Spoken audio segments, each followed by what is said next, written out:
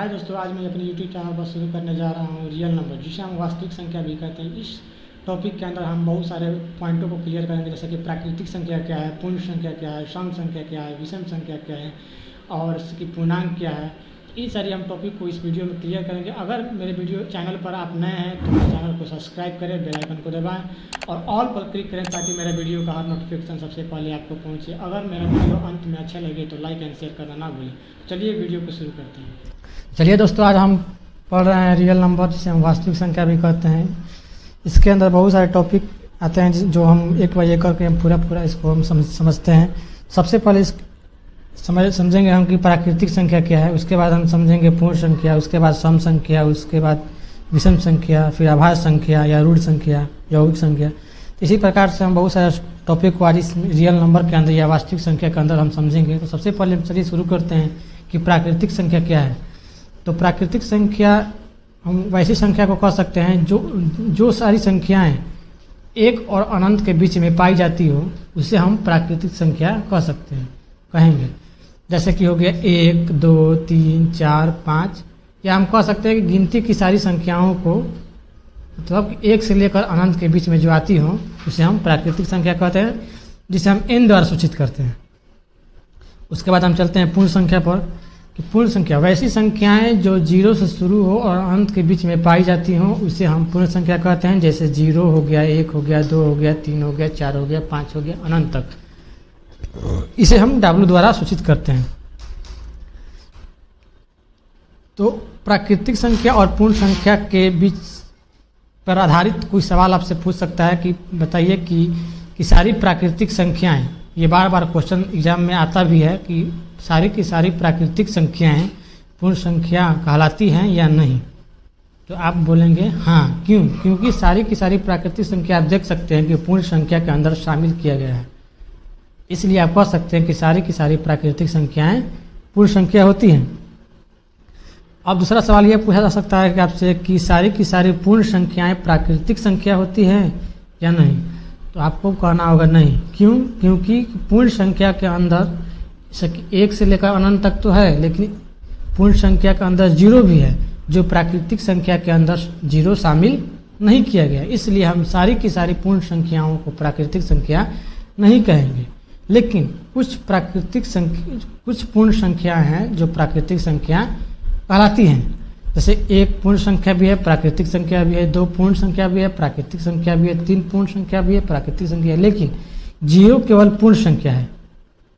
तो पूर्ण संख्या को हम W द्वारा सूचित करते हैं। अब आते हैं हम सम संख्या। तो सम संख्या कैसे कहते हैं? तो वैसी सारी संख्याएं, चाहे वो सभी प्राकृतिक संख्याएं जो 2 से भाग देने पर पूरा कट जाए, उसे हम सम संख्या कहते हैं। जैसे अगर हम मान लीजिए, जैसे कि यहाँ पर लिखे हैं 2, 4, 6, 8, 10, 12। अगर आप कोई भी संख्या एक उठा लीजिए, उसी में अगर आप 2 से भागा, जैसे मान लीजिए हम 12 ले लेते हैं, 12 में जब हम 2 से भागा देंगे, ये 6 बार में कट जाएगा, तो इस शेष नहीं बच रहा है। तो इस 12 को हम कहेंगे कि 12 एक सम संख्या है। सम संख्या किसे कहेंगे? वो सारी संख्याएं, जितनी भी सारी संख्याएं हैं जो 2 से भाग लगाने पर पूरा विभाजित हो जाए, पूरा कट जाए, शेष न बचे, उसे हम सम संख्या कहते हैं। जैसे कि यहाँ पर आप लिख दिए हैं, देख सकते हैं कि 2, 4, 6, 8, 10, 12, इसी तरह से आगे भी बहुत सारी संख्याएं हैं। अब उसके बाद हम समझते हैं कि विषम संख्या क्या है। विषम संख्या वो सारी संख्याएं जो 2 से भाग लगाने पर पूरा न कटे, किसी अन्य संख्या से कट जाए, उसे हम विषम संख्या कहते हैं। जैसे 1, 3, 5, 7, 9, 11, 13, 15, और भी आगे सारी संख्याएं हैं। तो वो सारी संख्याओं को हम विषम संख्या कहेंगे। जैसे मान लीजिए कोई भी इसमें से संख्या उठा लीजिए, जैसे 9 उठा लीजिए या 11 उठा लीजिए, तो यहाँ पर आप देख सकते हैं कि जो 9 है ये 2 से नहीं कटेगा। ये जो 9 है 2 से नहीं कटेगा, ये 3 से कटेगा, 3 बार में। तो जो 2 से नहीं कटता है उसी को हम विषम संख्या कहते हैं। इसलिए 9 जो है एक विषम संख्या कहलाता है, न कि सम संख्या कहलाता है।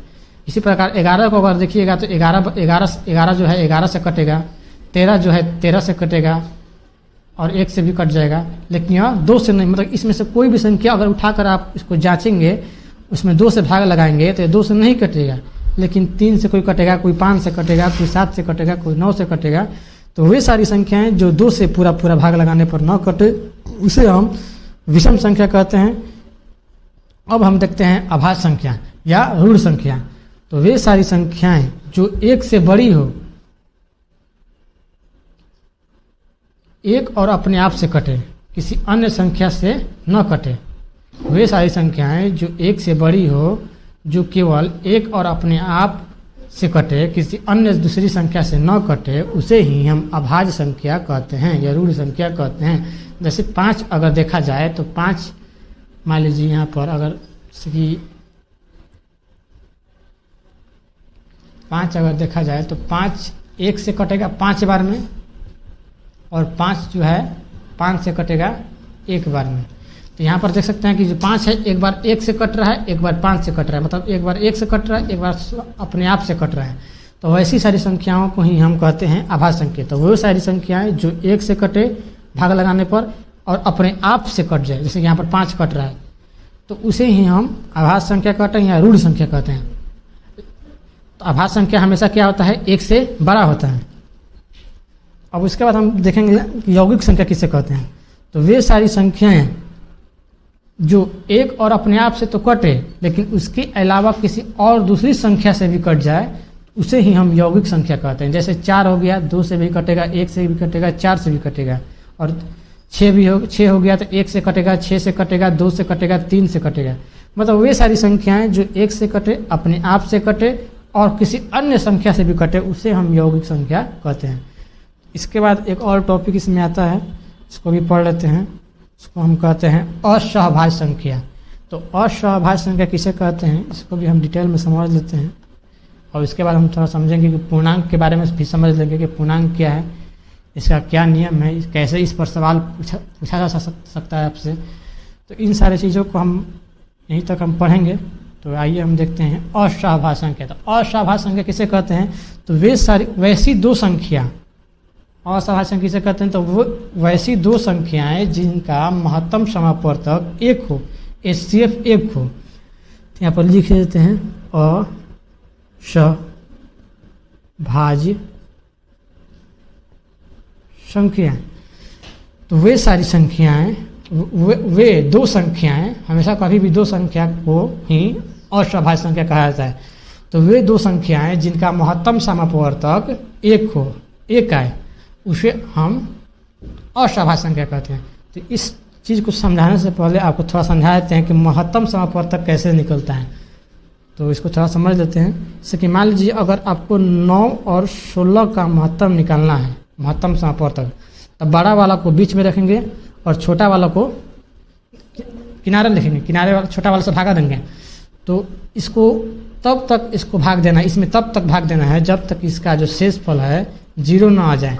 तो पहले हम 16 में 9 से भाग देंगे, तो ये तो 9 के पारा में 16 है नहीं, इससे हम कम ले जाएंगे, तो एक बार में जाएगा 9, बचेगा 7। अब शेष बच गया तो क्या करेंगे, अब इस शेष जो बचा है इसको हम इस तरह घेर देंगे। अब ये यहाँ पर जो 9 लिखा हुआ है यहाँ पर हम लिख देंगे। अब 7 के पारा में 9 नहीं है, तो इसे हम कम ले जाएंगे, एक बार में ले जाएंगे 7, बचेगा 2। अब इसको हम फिर घेर देंगे। अब यहाँ पर 7 लिख देंगे, ये वाला यहाँ पर लिख देंगे। अब फिर 3 बार में जाएगा, 3 बार में 6 आएगा, एक बचेगा शेष फल। फिर अब इसको हम अब 1 को घेर देंगे। अब ये जो 2 है यहाँ पर लिख देंगे, तो ये 2 बार में चला जाएगा और शेष फल 0 हो जाएगा। तो इसका जो महत्तम समापवर्तक क्या हुआ, 1 हुआ। इधर वाला जो होता है, लास्ट में जो इधर वाला होता है, यहीं इसका महत्तम समापवर्तक। भाग में क्या होता है कि मान लीजिए अब 4 में 16 से भागा, 16 में 4 से भागा दिया जाए, पूछा जाए कितना इसका भागफल आएगा, तो आप बोलिएगा 4 चौके 16। तो इधर वाला जो होता है वहीं इसका आंसर होता है। लेकिन महत्तम समापवर्तक में क्या होता है कि जो इधर वाला सबसे लास्ट में जहाँ शेष फल 0 हो जाए, तो उसके जो वहीं पर लास्ट में जो इधर रहता है इधर, तो वहीं उसका क्या हो गया, महत्तम समापवर्तक। तो यहाँ पर देख सकते हैं कि 9 और 16 ऐसी दो संख्याएं हैं जिनका महत्तम समापवर्तक 1 है। तो ये संख्याएं को हम कह सकते हैं कि यह एक असहभाज्य संख्या है। तो 9 और 16 क्या हो गया, असहभाज्य संख्या है। उसी तरह और सारी संख्याएं हैं जिसको हम एक दो संख्या और को देख लेते हैं। जैसे कि और लेते हैं 7 और 13 को। तो अगर 7 और 13 में भागा इसकी महत्तम निकाला जाए, महत्तम समापवर्तक निकाला जाए, तो इसके 7 और यहाँ पर 13 लिख देते हैं। तो बड़ा वाला को अंदर रखेंगे, छोटा वाला को बाहर रखेंगे। 13 में 7 से भागेंगे, देखिए एक बार में जाएगा 7, फिर 6 बचेगा। अब इस 6 को घेर देंगे, 7 को यहाँ पर लिखेंगे, एक बार में जाएगा 6, फिर शेष फल कितना आया 1। अभी 1 को घेरने के इसको यहाँ पर नहीं लिखेंगे, अब इसको यहाँ पर लिखेंगे, ये 6 को यहाँ पर लिखेंगे, 6 बार में ये कट गया। तो ये वाला जो हुआ इधर वाला, यही आपका महत्तम समापवर्तक कहलाता है। तो 7 और 13 भी क्या हुआ, एक असहभाज्य संख्या कहलाया। तो इसी प्रकार बहुत सारे और भी संख्या भी हो सकती हैं जो असहभाज्य संख्या कहला सकती हैं। उसके बाद हम यहाँ पर हम वास्तविक संख्या में यहाँ तक पढ़ लिए। उसके बाद हम समझेंगे कि पूर्णांक क्या होता है और इस पर किस प्रकार से आपसे सवाल पूछा जा सकता है। तो आइए अब पूर्णांक के बारे में समझते हैं। पूर्णांक के बारे में क्या है, तो पूर्णांक बेसिकली अगर देखा जाए तो पूर्णांक 2 किस्म का होता है। एक धनात्मक पूर्णांक, एक होता है ऋणात्मक पूर्णांक। एक होता है धनात्मक पूर्णांक, यहाँ पर लिख देते हैं धनात्मक पूर्णांक। एक होता है ऋणात्मक पूर्णांक। जब हम कोई संख्या रेखा, मान लीजिए संख्या रेखा एक हो गया, यहाँ पर बीच में हम इसको 0 मान लेते हैं, ये हो गया दायां साइड हो गया, ये हो गया बायां साइड हो गया। तो जब हम 0 से दाएं की ओर बढ़ते हैं तो ये सारी संख्याएं प्लस में पाई जाती हैं। संख्या रेखा पर जब हम 0 से दाएं की ओर बढ़ते हैं, अब संख्या रेखा क्या है कि संख्या रेखा तब पूर्णांकों को या संख्याओं को दर्शाने वाली रेखा को बेसिकली हम कह सकते हैं कि संख्या रेखा कह सकते हैं। तो ये मान लीजिए संख्या रेखा पर अगर हम बीच में यहाँ पर 0 लिखते हैं तो 0 से जब दाएं की ओर हम बढ़ेंगे तो सारी संख्याएं प्लस में पाई जाती हैं, मतलब धनात्मक में पाई जाती है। इसलिए हम इस सारी संख्याओं को, ये सारी प्लस वाली संख्याओं को ही हम धनात्मक पूर्णांक कहते हैं। जैसे कि 1 हो गया, 2 हो गया, 3 हो गया, 4 हो गया और आगे भी लिख सकते हैं। जब हम 0 से बाएं की ओर बढ़ेंगे जैसे कि -1, -2, -3, -4, ये सारी संख्या माइनस में पाई जाती हैं और इन संख्याओं को हम ऋणात्मक पूर्णांक कहते हैं। तो ये हो गया पूर्णांक के बारे में कि पूर्णांक 2 किस्म टाइप के हो गए, एक धनात्मक एक ऋणात्मक। ये हो गया जब 0 से दाएं की ओर बढ़ेंगे तो सारी संख्याएं प्लस में पाई जाती हैं जिसे हम धनात्मक पूर्णांक कहते हैं। जब संख्या रेखा पर 0 से बाएं की ओर बढ़ेंगे तो ये सारी संख्याएं माइनस में, नेगेटिव में पाई जाती हैं, इन संख्याओं को ऋणात्मक पूर्णांक कहते हैं। तो इस पूर्णांक पर कुछ सवाल आपसे पूछ सकता है कोई कि मान लीजिए अगर इस संख्या रेखा पर कोई भी 2 संख्या ले लेते हैं, मान लीजिए एक -3 ले लिए, एक 1 ले लिए, ये ऋणात्मक पूर्णांक है, ये धनात्मक पूर्णांक है। जब कोई दो संख्या हो और दोनों अलग अलग किस्म की पूर्णांक हो, एक धनात्मक हो एक ऋणात्मक हो, और उस पूर्णांक में बड़ा और छोटा को बताना है कि कौन बड़ा है कौन छोटा है, तो आप देखिएगा इसमें कौन सा धनात्मक पूर्णांक है। तो जो धनात्मक पूर्णांक होगा वही बड़ा होगा। जैसे कि मान लीजिए 1 क्या है, धनात्मक पूर्णांक है, क्योंकि 1 प्लस में है, और -3 जो है ऋणात्मक पूर्णांक है क्योंकि 3 के आगे माइनस लगा हुआ है। तो धनात्मक पूर्णांक जो पॉजिटिव होगा, जो संख्या पॉजिटिव होगी वही संख्या ऋणात्मक संख्या से बड़ा होगी, चाहे ऋणात्मक संख्या कितना भी बड़ा हो। जैसे मान लीजिए ये 3 है तो ये 1 यही समझना है कि ये 3 है तो बड़ा है। इसमें यह देखना है कि ये ऋणात्मक है, ये धनात्मक है, धनात्मक वाला हमेशा क्या होगा, बड़ा होगा। अब देख लेते हैं कि जब एक ही प्रकार के पूर्णांक हो उसमें अगर आपसे कहा जाए कि कौन बड़ा है कौन छोटा है, मान लीजिए पहले ले लेते हैं कि ऋणात्मक पूर्णांक। अगर मान लीजिए -4 और -2 में आपसे पूछा जाए कि इसमें कौन बड़ा है, मान लीजिए ये दोनों क्या है, ऋणात्मक पूर्णांक है, इसमें आपसे तुलना किया जाए कि इसमें कौन बड़ा है, तो आप क्या कहेंगे। तो इसका नियम यही है कि इसमें देखना है कि कौन सा पूर्णांक 0 के सबसे नज़दीक है। तो इसमें देखना है कि पहले 0 के नज़दीक पहले 2 आएगा कि पहले 4 आएगा। तो आप देख सकते हैं संख्या रेखा पर कि 0 के नज़दीक सबसे पहले 2 आएगा, इसलिए हम कह सकते हैं कि -2, मतलब कि -2 जो पूर्णांक है वही सबसे बड़ी पूर्णांक होगी -4 से। ये तो हो गया माइनस वाला। अब देख सकते हैं धनात्मक पूर्णांक। जब 2 पूर्णांक हो और दोनों धनात्मक हो, जैसे कि मान लीजिए 1 2 हो 1 4 हो, इसमें अगर आपसे पूछा जाए कि इसमें क्या है तो आप तो आसानी से बता सकते हैं कि 4 होगा, लेकिन कैसे होगा ये आपको मालूम नहीं है क्यों होता है। तो इसमें देखा जाता है कि ऋणात्मक पूर्णांक में देखा जाता है कि कौन से पूर्णांक 0 के सबसे नज़दीक है वही बड़ा होता है, लेकिन धनात्मक पूर्णांक में देखा जाता है कि कौन सा पूर्णांक 0 से ज़्यादा दूर है वही पूर्णांक सबसे बड़ा होता है। जैसे कि मान लीजिए 4 जो है 0 से काफ़ी दूर है 2 के तुलना में, 2 नज़दीक है, इसलिए 4 जो है 2 से बड़ा होगा। इसमें बस यही सारा क्वेश्चन आपसे पूछ सकता है बुक। तो अब इसमें रियल नंबर में कुछ है नहीं, एक परिमेय संख्या थोड़ा समझ लेते हैं, उसके बाद इस टॉपिक को ख़त्म किया जाएगा। तो आइए परिमेय संख्या किसे कहते हैं। तो परिमेय संख्या के बारे में हम ज़्यादा कुछ बताएंगे नहीं, क्योंकि इसमें बहुत कुछ बताने वाला चीज़ है। इसके लिए हम आगे वीडियो बनाकर डाल देंगे। तो उस वीडियो में काफ़ी चीज़ परिमेय संख्या से संबंधित चीज़ क्लियर हो जाएगा। तो आइए इसके बारे में थोड़ा समझ लेते हैं कि परिमेय संख्या आखिर कहते किसे हैं। तो लिखते हैं यहाँ पर परिमेय संख्या। तो परिमेय संख्या क्या है? तो परिमेय संख्या जब भी कोई संख्या में किसी संख्या से भाग दिया जाए तो उसे जो हमको मिलता है वो एक परिमेय संख्या। जैसे मान लीजिए अगर 4 है,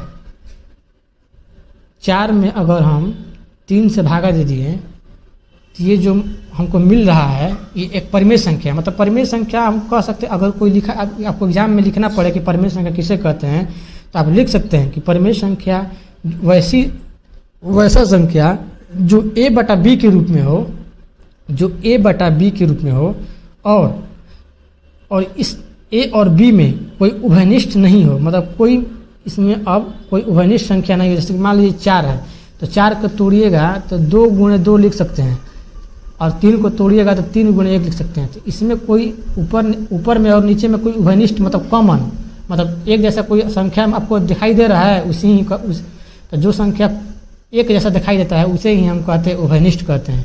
तो यहाँ पर तो कोई उभयनिष्ठ दिखाई नहीं दे रहा है, तो ऐसे ही संख्या को हम कहते हैं परिमेय संख्या। तो परिमेय संख्या किसे कहते हैं? तो वैसी संख्याएं जो a/b के रूप में हो और दोनों में कोई उभयनिष्ठ संख्या ना हो उसे ही हम कहते हैं परिमेय संख्या।